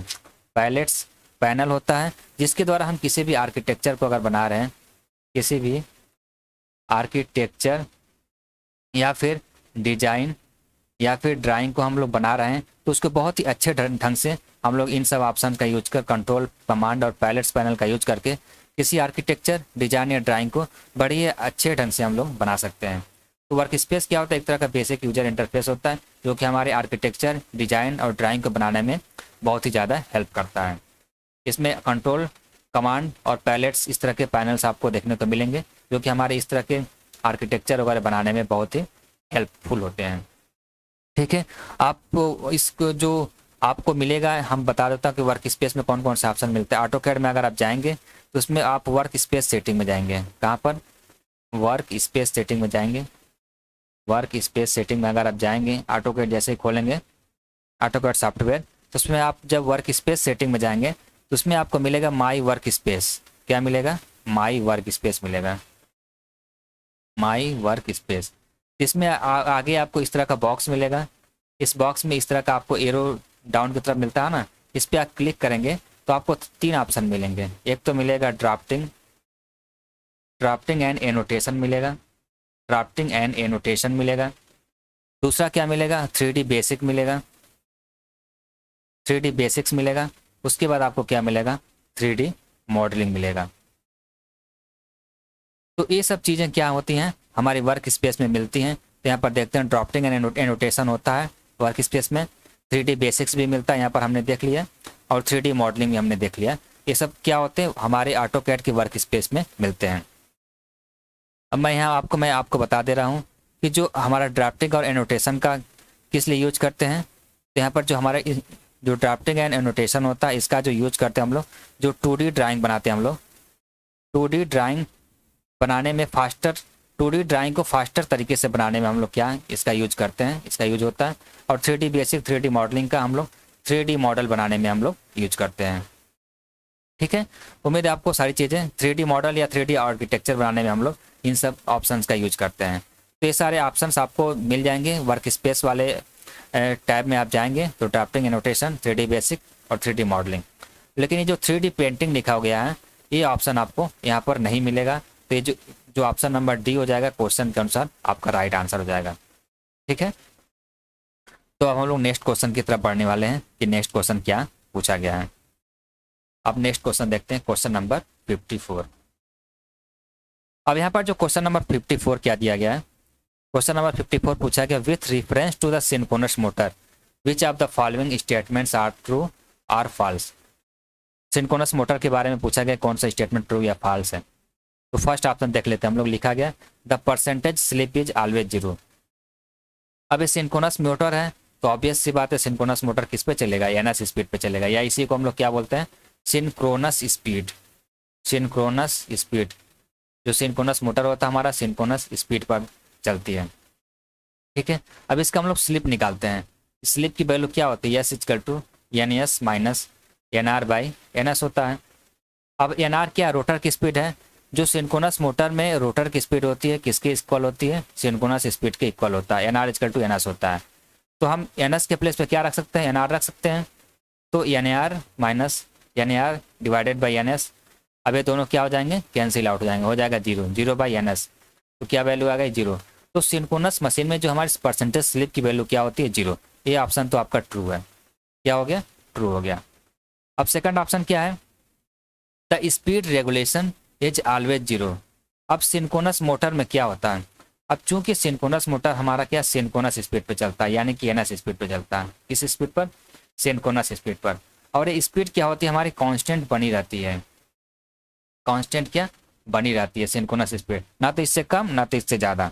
ठीक है, तो एनएस स्पीड पर चलते हैं यानी कि सिंक्रोनस स्पीड चलते हैं, या फिर हम यह बोल सकते हैं कि जो सिंक्रोनस मोटर होता है हमारी कांस्टेंट स्पीड मोटर होती है। इसी वजह से क्या बोलते हैं, सिंक्रोनस मोटर हमारी क्या होती है, कांस्टेंट स्पीड मोटर होती है। ठीक है, तो जब मोटर कांस्टेंट स्पीड पर रन कर रही है तो जो इसका स्पीड रेगुलेशन की वैल्यू क्या हो जाएगी, स्पीड रेगुलेशन हमारा क्या हो जाएगा, इसका 0 हो जाएगा। 0 होता है, क्यों 0 होता है, क्योंकि ये कांस्टेंट स्पीड पर चल रही है और स्पीड जो इसकी वेरी नहीं कर रही है। इस वजह से जो हमारा सिंक्रोनस मोटर होता है उसका जो स्पीड रेगुलेशन की वैल्यू होती है वो क्या होती है, 0 होती है। तो ऑप्शन नंबर 2 भी क्या हो जाएगा, ट्रू हो जाएगा। अब इसमें ऑप्शन में देखते हैं हम लोग, जो ऑप्शन नंबर बी दिया गया है ट्रू दिया गया है, फर्स्ट ऑप्शन भी और सेकंड भी। तो ऑप्शन नंबर बी आपका क्या हो जाएगा, राइट हो जाएगा। ठीक है, उम्मीद है आपको सारी चीज़ें समझ में आई होंगी। अब हम लोग क्वेश्चन नंबर 55 देखते हैं कि नेक्स्ट क्वेश्चन में क्या दिया गया है। अब क्वेश्चन नंबर 55 दिया गया है, विच of the following starters is the most cost effective for an induction motor. अब यहाँ पर दिया गया कॉस्ट इफेक्टिव। कॉस्ट इफेक्टिव का मतलब क्या हो जाएगा, यहाँ पर आपका लेस कॉस्ट। क्या है, लेस कॉस्ट, यानी कि इकोनॉमिकल इसको बोल सकते हैं आप, इकोनॉमिकल भी बोल सकते हैं। ठीक है, तो कॉस्ट इफेक्टिव यानी कि लेस कॉस्ट किसका, इन सब में। तो अगर हम देखें जो ऑटो ट्रांसफार्मर स्टार्टर होता है इसका हम लोग यूज कहाँ करते हैं, above 20 horse power, 20 horse powers की अधिक मशीन के लिए हम लोग ऑटो ट्रांसफार्मर स्टार्टर का यूज करते हैं। अब यहाँ पर दिया गया स्टार डेल्टा स्टार्टर का यूज हम लोग करते हैं 5 से लेकर 5 to 20 हार्स पावर तक की इंडक्शन मशीन के लिए यूज करते हैं हम लोग स्टार डेल्टा स्टार्टर। और एक होता है DOL स्टार्टर, DOL स्टार्टर का यूज करते हैं up to 5 horse power, 5 horse power तक की मशीन के लिए हम लोग क्या यूज करते हैं, DOL स्टार्टर यूज करते हैं। ठीक है, अब हम लोग देख लेते हैं कि आखिर जो स्टार डेल्टा स्टार्टर होता है ये जो हम लोग 5 to 20 हार्स पावर तक करते हैं, इसके जो कुछ एडवांटेजेज हैं तभी हम लोग यूज करते हैं। क्या एडवांटेज है, इसका जो डिज़ाइन होता है, इसका डिज़ाइन होता है and construction, design and construction simple होता है, जिसकी वजह से क्या होता है, चीप होता है। यानी कि सस्ता होता है।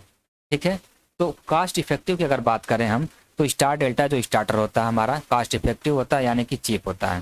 तो ऑप्शन नंबर सी हमारा क्या हो जाएगा, राइट हो जाएगा। कुछ एडवांटेजेस और हैं स्टार डेल्टा स्टार्टर के, इसकी मेंटेनेंस की रिक्वायरमेंट नहीं होती है। मेंटेनेंस, अब मेंटेनेंस की रिक्वायरमेंट नहीं होती, इसकी वजह से और कॉस्ट इफेक्टिव हो जाता है, यानी कि और चीप हो जाता है। तो नो मेंटेनेंस, मेंटेनेंस की रिक्वायरमेंट नहीं होती है। नॉट रिक्वायर्ड, मैं यहाँ लिख दे रहा हूँ, not required, does not required maintenance. अब थर्ड क्या है, used for, used for starting, used for starting large induction motor. अब ये लार्ज इंडक्शन मोटर की स्टार्टिंग के लिए यूज़ तो करते हैं, लेकिन फिर भी हमारा क्या इकोनॉमिकल है, यानी कि कॉस्ट इफेक्टिव है। तो जो सबसे चीप हो जाएगा इसमें वो हो जाएगा स्टार डेल्टा स्टार्टर। ठीक है, उम्मीद है आपको सारी चीज़ें समझ में आई होंगी। अब हम लोग नेक्स्ट क्वेश्चन की तरफ बढ़ने वाले हैं। जो अगला क्वेश्चन हमारा है क्वेश्चन नंबर 55, इसको देखते हैं। क्वेश्चन नंबर 56 है, सॉरी 56 है।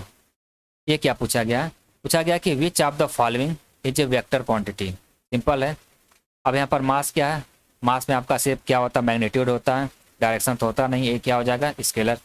लेंथ में सिर्फ मैग्नीट्यूड, डायरेक्शन तो होता नहीं है। ये क्या हो जाएगा हमारा, स्केलर क्वांटिटी, वेक्टर तो नहीं होगा। वोल्टेज क्या है, ये भी हमारा क्या एक तरह का स्केलर क्वांटिटी है, तो ये भी ऑप्शन नहीं सही होगा। अब वेलोसिटी क्या होता है, इसमें हमारा क्या होता है, डायरेक्शन भी होता है, और इसमें हमारा मैग्नीट्यूड भी होता है। क्या होता है, मैग्नीट्यूड भी होता है। तो ये हमारी जो वेलोसिटी हो जाएगी, ये क्या हो जाएगा, हमारी वेक्टर क्वांटिटी हो जाएगी। ठीक है, सिंपल क्वेश्चन था, बेसिक क्वेश्चन था। तो आगे बढ़ते हैं हम लोग। अब हम लोग क्वेश्चन नंबर 57 में आ जाते हैं। अच्छा क्वेश्चन है, यहाँ पर आपको इससे रिलेटेड आजकल ट्रेंड चला हुआ एग्जाम में क्वेश्चन पूछने का, इलेक्ट्रिकल इंजीनियरिंग में। तो देख लेते हैं। अब क्वेश्चन नंबर 56 7 क्या पूछा गया, AutoCAD was developed by. अब थोड़ा सा हम लोग ऑटो कैड के बारे में यहाँ पर देख लेंगे। तो जो ऑटो कैड होता है, ऑटो कैड, ऑटो कैड होता है, ये किसने डेवलप किया, इसको डेवलप्ड, इसको डेवलप्ड एंड इसकी जो मार्केटिंग है किसने किया, ऑटो डेस्क ने किया। किसने किया, ऑटो कैड का डेवलप्ड और इसकी मार्केटिंग किसने किया, ऑटो डेस्क ने, ऑटो डेस्क। ठीक, फर्स्ट टाइम जो कि इसको रिलीज कब किया गया, 1982, यानी 1982 में इसको फर्स्ट टाइम जो है कि हम लोग रिलीज किया। ठीक, अब इसके अलावा अब इसमें जो ऑटो कैड लिखा हुआ, ऑटो कैड, ठीक, अब इसमें जो कैड होता है, इस कैड का फुल फॉर्म आपसे पूछा जा सकता है। इसका मतलब होता है computer, computer aided, computer aided design. ठीक है, तो ये सब बेसिक क्वेश्चन है जो कि आपको एग्जाम में पूछे जा सकते हैं। ठीक है ना।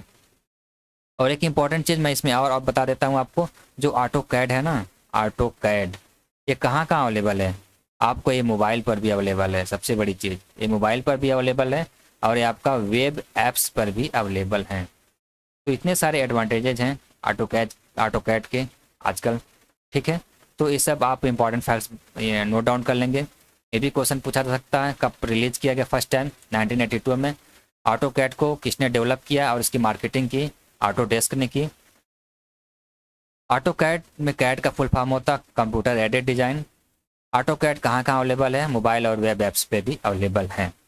ठीक है, अब हम लोग नेक्स्ट देखते हैं, नेक्स्ट ऑप्शंस क्या दिए गए हैं, इनको देख लेते हैं। अब यहाँ पर दिया गया आपका माइक्रोसॉफ्ट। अब यहाँ पर हम लोग माइक्रोसॉफ्ट के बारे में थोड़ा सा पढ़ लेते हैं, माइक्रोसॉफ्ट का क्या क्या है। अब यहाँ माइक्रोसॉफ्ट का दिया गया है, तो माइक्रोसॉफ्ट का फाउंडर आपसे पूछ सकता है आने वाले एग्जाम में। माइक्रोसॉफ्ट के जो फाउंडर हैं, दो लोग थे, मैं यहाँ पर लिख दे रहा हूँ, बिल गेट्स, बिल गेट्स और पॉल एलन, पॉल एलन। ठीक है, इस नाम को आप नोट डाउन कर लेंगे। ठीक, इसका हेडक्वार्टर पूछा जा सकता है आपसे, माइक्रोसॉफ्ट का हेडक्वार्टर कहाँ है, वाशिंगटन, वाशिंगटन, जो कि कहाँ पर है, अमेरिका में। ठीक है, हेडक्वार्टर पूछा जा सकता है। बस इतनी चीज़ें आपसे पूछी जा सकती हैं।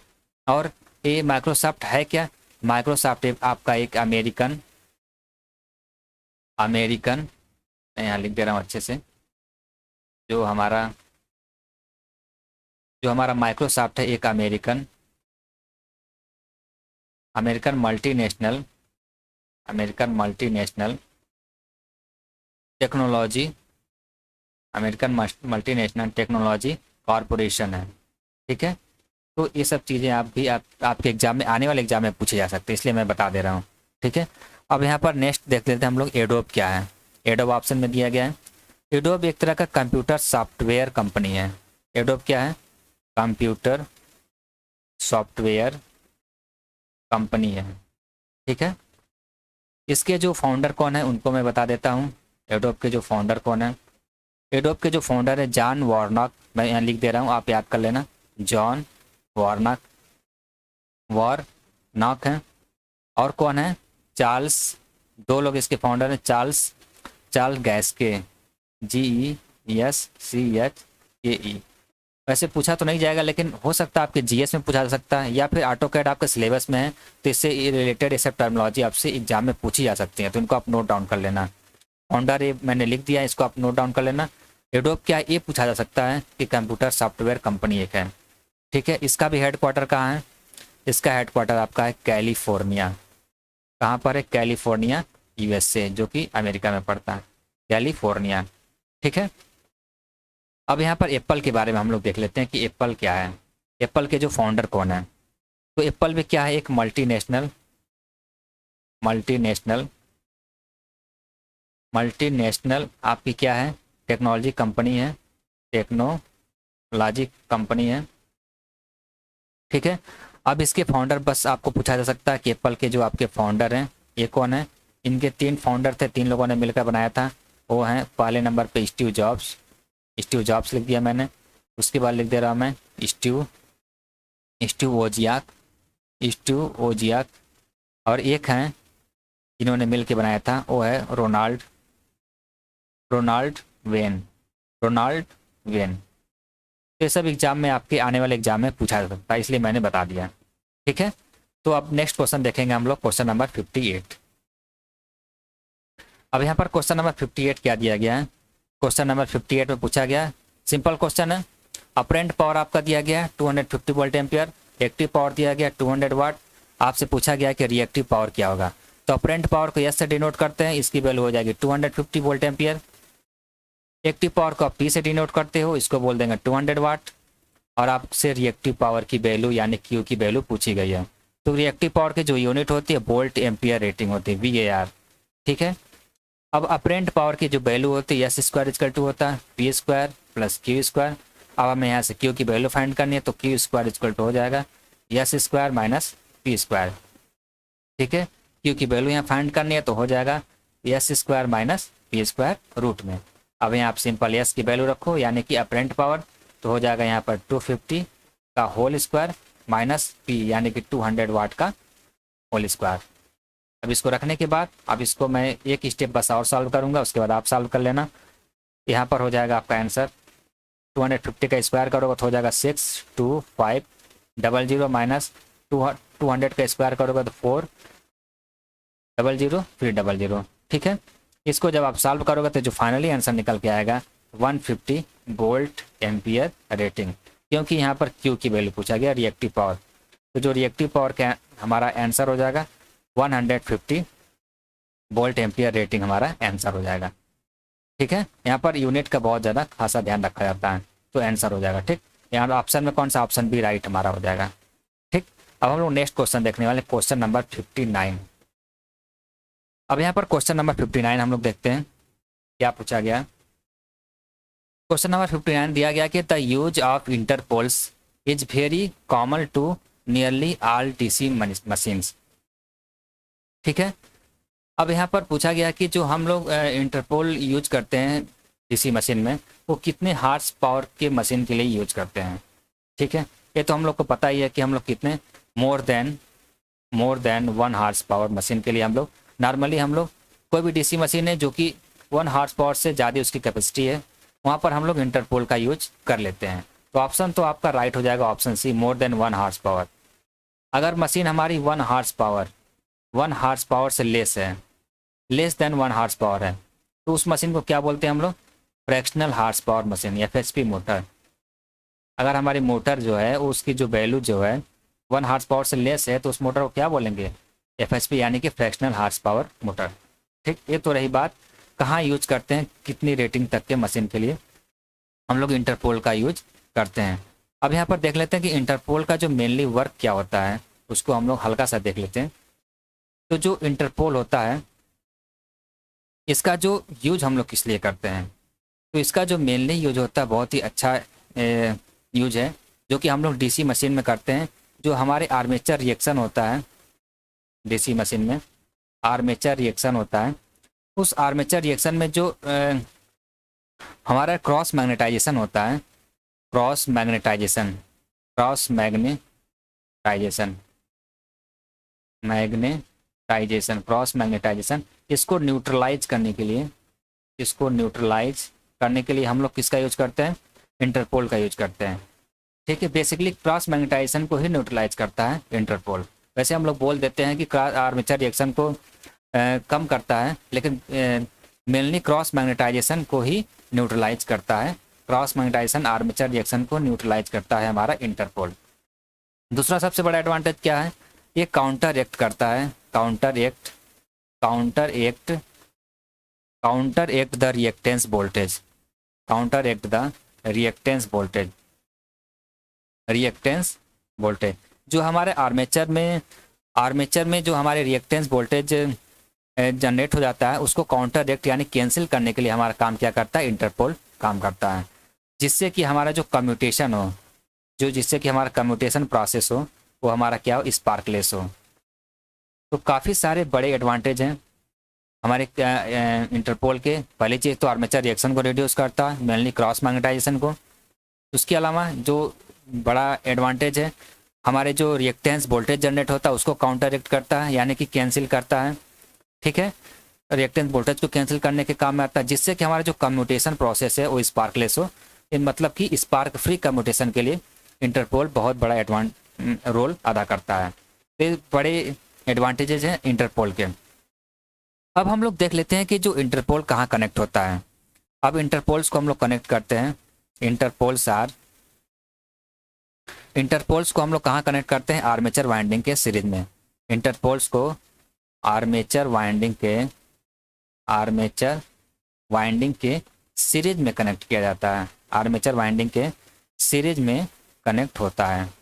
ठीक है, सीरीज में कनेक्ट होता है। मैं यहाँ पर लिख दे रहा हूँ, आप नोट डाउन कर लेना जितने भी इंपॉर्टेंट फैक्ट्स मैंने बताए हैं। इतनी चीज़ें आपको समझ में आ गई। अब यहाँ पर एक जो लास्ट पॉइंट बच गया है कि जो पोल लगाते हैं हम लोग डीसी मशीन में, इसकी पोलरिटी क्या होती है। बस पोलरिटी देख लेते हैं, उसके बाद नेक्स्ट क्वेश्चन हम लोग देखने वाले हैं। ठीक है, अब हम लोग इसकी पोलरिटी देख लेते हैं कि पोलरिटी क्या होती है। तो सपोज करते हैं, हम बनाता हूँ मैं डीसी मशीन का एक स्ट्रक्चर, रफ स्ट्रक्चर बना देता हूँ मैं। तो सपोज करते हैं कि ये हमारा क्या है, मशीन है, डीसी मशीन है। ठीक है, ये आपकी जो क्या है डीसी मशीन है। ठीक है, ये हमारा डीसी मशीन है। ठीक, अब यहाँ पर सपोज करते हैं नॉर्थ पोल है, ये क्या है, साउथ पोल है। ठीक, अब ये क्या है, हमारा इंटरपोल है। ये हमारा क्या है, इंटरपोल है। ये भी हमारा क्या है, इंटरपोल है। ठीक है, ये तो हमारा क्या हो जाएगा, मेन पोल हो जाएगा। ये दोनों हमारे क्या हो जाएंगे, मेन पोल। ठीक है, और ये वाला जो पोर्शन है क्या है, इंटरपोल है। ठीक, अब इसमें क्या होता है, सपोज करते हैं जनरेटर है। ठीक है, अब ये इंटरपोल है, तो इसकी पोलरिटी क्या हो, इसको कैसे देखेंगे। सपोज करते हैं जनरेटर है, तो इस डायरेक्शन में अगर एंटी क्लॉकवाइज घूमता है तो इसकी जो पोलरिटी होगी जनरेटर के केस में क्या होगा, इन केस ऑफ वाले जनरेटर के केस में क्या होगा, तो जनरेटर के केस में वो होगा जिस डायरेक्शन में जो हमारी जो जनरेटर रोटेट करेगी, जो इसका रोटर रोटेट करेगा, उसी डायरेक्शन में जो इंटरपोल के आगे यानी कि इसके आगे कौन सा पोल है, मेन पोल, ए यस है। तो जो इंटरपोल के आगे वाली जो पोल होगी उसकी जो पोलरिटी होगी, मैं यहाँ रेड पेन यूज कर ले रहा हूँ, जो इंटरपोल होगा डायरेक्शन ऑफ रोटेशन के, यानी कि मान लेते हैं रोटेशन इधर है। ठीक है, रोटेशन इधर है, तो ये इंटरपोल यहाँ पर लगा हुआ। तो जो जनरेटर के केस में क्या होगा, डायरेक्शन ऑफ रोटेशन में हमारी जो इंटरपोल के आगे वाली जो मेन पोल की पोलरिटी होगी, अब इस इंटरपोल के आगे वाली जो मेन पोल तो यही है, इसकी पोलरिटी क्या है, यस है। तो यही पोलरिटी हमारी क्या हो जाएगी, इंटरपोल की पोलरिटी हो जाएगी। किस केस में, जनरेटर के केस में। समझ में आया, एक बार और मैं बता दे रहा हूँ। जनरेटर के केस में रोटेशन ऑफ डायरेक्शन में इंटरपोल के जो आगे वाली जो मेन पोल है उसकी जो पोलरिटी होती है वही इंटरपोल की पोलरिटी होती है in the case of generator. अब हम लोग देखते हैं मोटर के केस में। मोटर के केस में क्या होता है? मोटर के केस में rotation of direction, direction of rotation. अब सपोज करते हैं कि ये हमारा डीसी मशीन है और ये मोटर की तरह वर्क करेगा तो आपका इस डायरेक्शन में रोटेट करेगा क्लॉकवाइज, मोटरिंग केस में। ठीक है, यहाँ सपोज करते हैं हम लोग जनरेटर के केस में था ऐसा। ठीक है, मोटर केस में सपोज करते हैं क्लॉकवाइज रोटेट करता है। ठीक है, अब इस केस में जो हमारी इंटरपोल की जो डायरेक्शन, इंटरपोल की जो पोलरिटी होगी मोटर के रोटेशन के डायरेक्शन में, उसके जो इंटरपोल की आगे वाली जो पोल है, आगे वाली जो मेन पोल है, इंटरपोल के जो आगे वाली जो मेन पोल है उसकी पोलरिटी के अपोजिट पोलरिटी हमारी क्या होती है? इंटरपोल की पोलरिटी होती है। यानी कि अगर ये यस पोल है तो जो हमारी मोटर के केस में, मोटर के केस में हमारी जो इंटरपोल की पोलरिटी होगी वो क्या होगी? नॉर्थ हो जाएगी। यानी कि यहाँ पर नॉर्थ हो जाएगा। किस केस में? किस केस में? हमारा मोटर के केस में। ठीक है, तो जनरेटर के केस में सेम पोलरिटी होती है, जो इंटरपोल के आगे वाला मेन पोल होता है उसी के पोलरिटी ले लेते हैं। लेकिन मोटर के केस में डायरेक्शन ऑफ रोटेशन में ही देखते हैं, लेकिन जो उसकी आगे वाली मेन पोल होती है उसकी पोलरिटी के अपोजिट पोलरिटी हमारे इंटरपोल की पोलरिटी होती है। उम्मीद है आपको चीज़ें क्लियर समझ में आई होंगी। अब हम लोग आगे बढ़ते हैं। ठीक है, तो आगे जो क्वेश्चन नंबर 60 जो कि आज का लास्ट क्वेश्चन है, क्वेश्चन नंबर 60। ठीक है, इसको हम लोग देखते हैं कि इस क्वेश्चन में क्या पूछा गया है। ठीक है ना, अब हम लोग क्वेश्चन नंबर 60 को देख लेते हैं। ठीक है, अब यहाँ पर जो क्वेश्चन नंबर 60 क्या पूछा गया है, अब यहाँ पर जो क्वेश्चन नंबर 60 पूछा गया है, in electric braking the braking capacity braking energy is converted into. अब यहाँ पर जो हमारी जो ब्रेकिंग एनर्जी होती है वो किस में कन्वर्ट होती है? तो सिंपल बात है, हम लोग आजकल जितने भी इलेक्ट्रिक ब्रेकिंग का यूज है कहाँ कहाँ कर रहे हैं? इलेक्ट्रिक लोकोमोटिव में कर रहे हैं, इलेक्ट्रो लोकोमोटिव में कर रहे हैं, और कहाँ कहाँ कर रहे हैं? एलिवेटर्स में हम लोग इलेक्ट्रिक ब्रेकिंग का यूज करते हैं। एलिवेटर्स, लोकोमोटिव में कर लेते हैं इलेक्ट्रिक लोकोमोटिव, जो ट्रैक्शन, जो कि आपकी जो इलेक्ट्रिक ट्रेन होती है उसी को लोकोमोटिव बोलते हैं। एलिवेटर में कर लेते हैं। तीसरी क्या होती है? क्रेन में कर लेते हैं। क्रेन में भी हम लोग इलेक्ट्रिक ब्रेकिंग का यूज करते हैं। फोर्थ क्या होता है? हॉयस्ट्स, हॉयस्ट्स, हॉयस्ट्स में भी हम लोग इलेक्ट्रिक ब्रेकिंग का यूज, एक कुछ एग्जांपल्स हैं जहाँ पर हम लोग इलेक्ट्रिक ब्रेकिंग का यूज करते हैं। तो इसमें क्या होता है, जो ब्रेकिंग एनर्जी, तो जो ब्रेकिंग एनर्जी किस में कन्वर्ट होगी? सिंपल सी बात है, इलेक्ट्रिकल एनर्जी में कन्वर्ट होगी। क्योंकि जो हमारी ब्रेकिंग एनर्जी, ब्रेकिंग के केस में क्या होगा? जो हमारी काइनेटिक एनर्जी होगी, जो हमारी मूविंग मशीनरी है, यानी जो रोटेट करेगा मोटर का, मूविंग मशीनरी, जो हमारी मशीनरी रोटेट कर रही है, रोटेट कर रहा, उसकी जो काइनेटिक एनर्जी होगी रोटेट करने की वजह से, तो काइनेटिक एनर्जी क्या होगी? ब्रेकिंग कंडीशन में हमारी वो इलेक्ट्रिकल एनर्जी में कन्वर्ट हो जाएगी। तो सिंपल सी बात है, तो इलेक्ट्रिक ब्रेकिंग केस में क्या होता है? हमारी ब्रेकिंग एनर्जी क्या होती है? हमारी इलेक्ट्रिकल एनर्जी में कन्वर्ट हो जाती है। तो ऑप्शन भी आपका राइट हो जाएगा। तो इलेक्ट्रिक ब्रेकिंग का यूज मैंने बता दिया कहाँ कहाँ यूज करते हैं, लोकोमोटिव में, एलिवेटर्स, क्रेन्स, हॉयस्ट्स। ठीक है, तो मेरे आपको ये सारी चीज़ें समझ में आई होंगी। तो अब इससे जो आगे जितने भी क्वेश्चन बचे हुए हम लोग नेक्स्ट लेक्चर में करने वाले हैं। तो वीडियो देखने के लिए थैंक्स। अब हम लोग नेक्स्ट लेक्चर में मिलेंगे। Finally thanks for watching.